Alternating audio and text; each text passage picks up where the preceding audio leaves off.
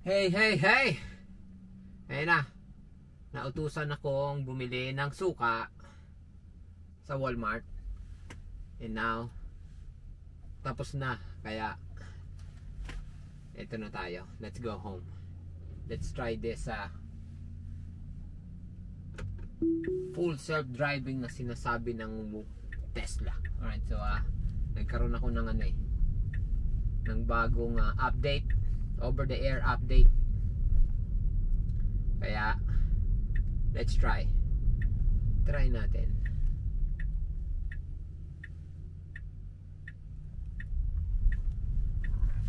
Sabi nila I don't need to hold on to the wheels. Dati kasi kailangan may naging pa eh. Bakit may pulis to? Ginagawa ng pulis to. Ngayon, sabi dun sa newer update, dati kasi every 30 seconds o every minute, kailangan kong hawakan yung manibela to let the car knows that I'm still here, alive, and ready to take over. Pero ngayon, dahil dito sa 12.4 over the air update ng full self-driving, hindi malalaman na ng the car will know that I'm paying attention through camera, kasi there's a camera up here. Yan, may motorcycle, nakikita niya, merong cars coming. Tingnan natin, sige, full self-driving, tingnan natin. Dati kasi nung bagong kuha ko tong kotse na to nung 2019, sabi full self-driving. Nung tinry ko, if I'm gonna rate it 1 to 10, ang rate ko siguro mga 6 lang. 1 to 10, 6. Come on, di ba gagalaw itong motorcycle?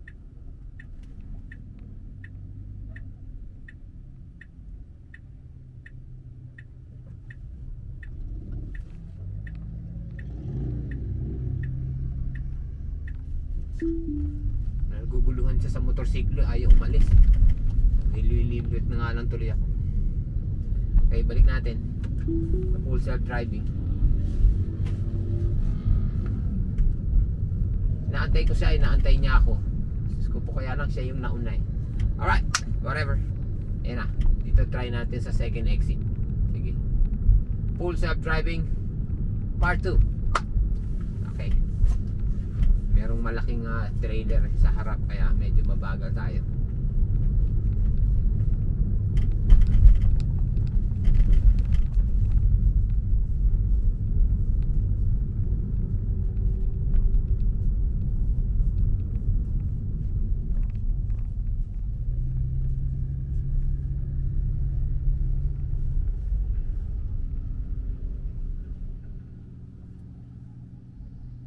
Okay, go. Nothing's here.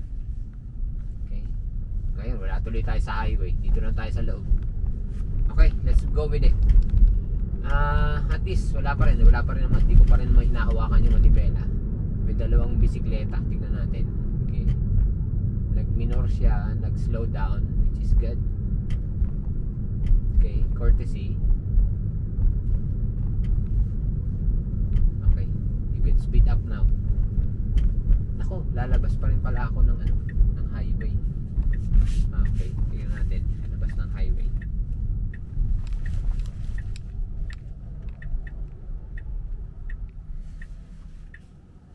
Ngayon, mahirap to. Sige, paano? Go for it, full self-driving.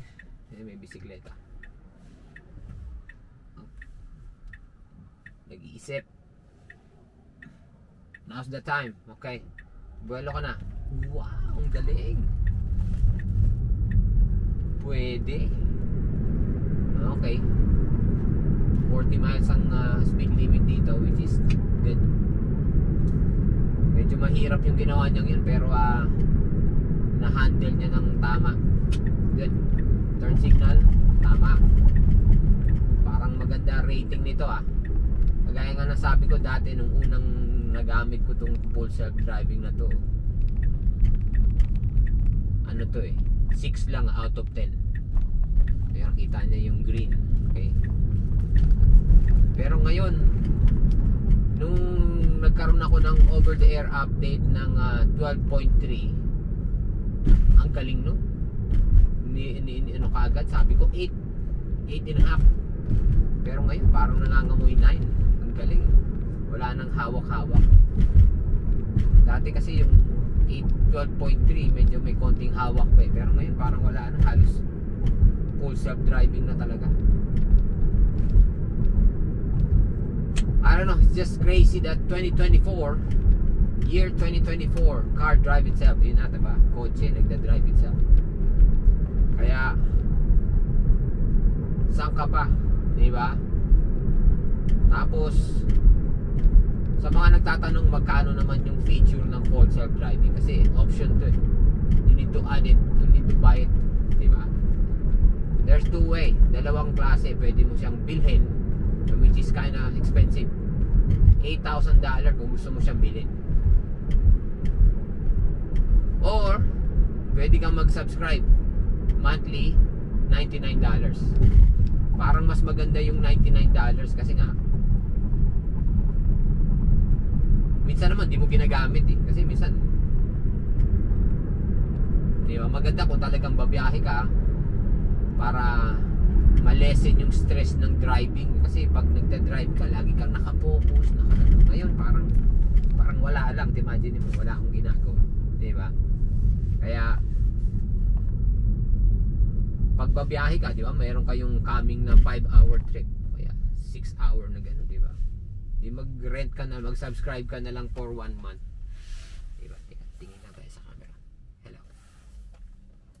Mag-subscribe ka lang.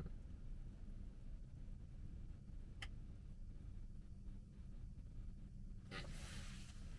Subscribe ka lang, $99. Alright. And ano pa ba? Ako naman, dahil maaga ako isa ako sa mga nauna na bumili ng full self-driving. Dati parang 4,000 lang yata. Buti nga ngayon bumaba na ng 8,000 kasi umabot pa ng $15,000 yung full self-driving. Binaba na lang na binaba. Pero kung dati 4,000 binili namin kasi 4,000 pa. Pero kung ngayon 8,000, hindi ko bibilin yan. Magsasubscribe na lang ako, $99, di ba? Tapos kung bumili ka naman ng brand new, may libre kang 3 months para matry mo siya ng 3 months. Sa malalaman mo kung gusto mo ba o hindi. Pero sigurado magugustuhan nyo kasi walang stress. Imagine niyo, ito mo, I'm not driving. Diba? Oh. Stoplight, stop and go, traffic, diba? Lagi ka nasa center ng yung speed limit, lahat yun, diba? Ito pa ang isang magandang pag-usapan. Itong coaching to, itong Model 3 na to, Tesla Model 3, mas mura pa to. Mas mura pa to sa, sabihin natin, Toyota Corolla. Kaya bakit ka bibili ng Toyota Corolla? Kung gusto mo naman SUV, meron ding SUV ang Tesla, yung Model Y, which is mas mura pa sa RAV4, mas mura pa sa CR-V. Kasi yun ang sikat na na crossover na na SUV. Diba? Yung ganun, yung parang kotse pero malaki. Diba? Pero yung technology, imagine mo to, it drive itself. Dahil pure electric, hindi ka na maglalagay ng gasolina. Kaya lagi ko pang sinasabi na pag bumili ka ng kotse, sabihin na natin yung RAV4 o kaya yung CR-V, sabihin natin $30,000. Sa $30,000, yun pa lang yung kotse. Sa 5 years na dinrive mo yun, magkaano yung gasolina mo? Kung naglalagay ka ng $100 kada buwan, edi $1,200 yun kada taon. 1,200 multiply by 5 years, kung 5 years yung loan mo, di magkano yun? Di $5,000, $6,000. Di yung binili mong 30 plus 6, 36 yung kotse mo. Kaya pag nagtatanungan sila, oh, magkano bili mo kotse mo? 35 o 30. Kulang. Dapat sabihin din na yung gasolina in 5 years, yung ano, yung cost of ownership in 5 years. I-add mo pa dun yung every 3,000 o every 5,000 miles na ano, na oil change. Kung $100 ang oil change, ilang $100 yun para tumakbo ka ng 5 years. Sabihin na natin isang beses, isang taon ka pag isang beses, ibig sabihin normal ang average driver 10,000 parang kami 10,000 miles kami isang taon Isa 10,000, dalawang ano pa rin yun, change oil pa rin yun. Di ibig sabihin 200 sa 5 taon, 2, 4, 6, 8, 10, 1,000 na naman. Yung kotse mong 30 plus 6, 36 plus 1,000 na $1,000 na oil change, di 37 na. Samantalang yung Tesla, yung Model Y, yung comparable na Model Y, na Tesla Model Y na pareho ng CR-V tsaka RAV4, 35 yun. Kaya lang, in 5 years, instead na maglalagay ka ng gasolina, di lalong bababa pa yung presyo, diba? O dahil hindi ka gagastos ng gasolina, di ka rin gagastos ng ng oil change.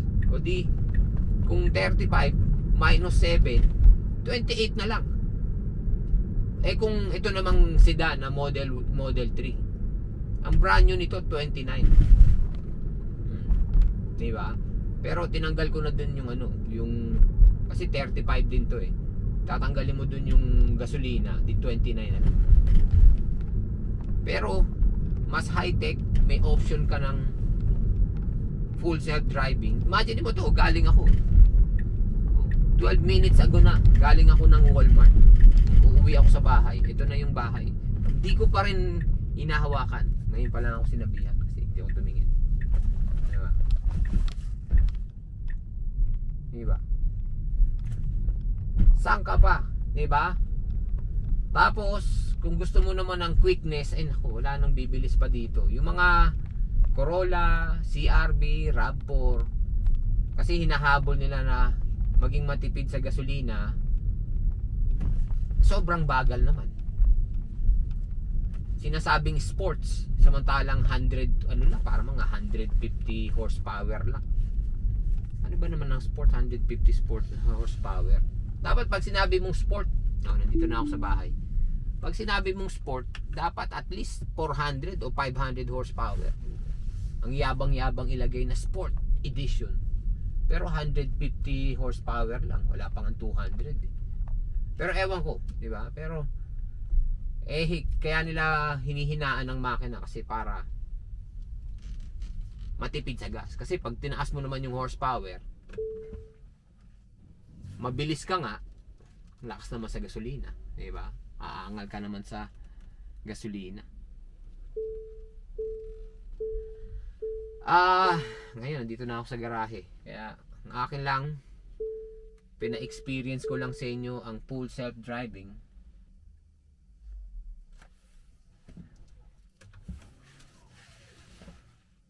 Kayo na humusga, di ba? Ano sa palagay nyo? Di ba? Ano na sa palagay nyo?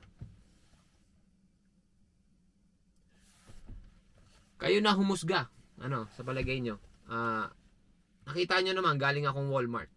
Mga 5-6 miles yun. Yung kotse ang nag-drive. It's a no-brainer. Itong Tesla Model 3, mas mura sa mga nakasanayan natin. Mas high-tech, di hamak sa lahat ng mga nakasanayan natin na Toyota tsaka Honda. Mas matipid, di hamak. Kung safest naman, mas safe ito. Kaya wala ka ng iba. Alright. Tumatawag yung nanay ko. Tatawagan ko na lang. Alright. My name is Quake. Sana na-experience nyo yung full self-driving. To close this one, kung may option kayong mag-test drive, malapit kayo sa Tesla,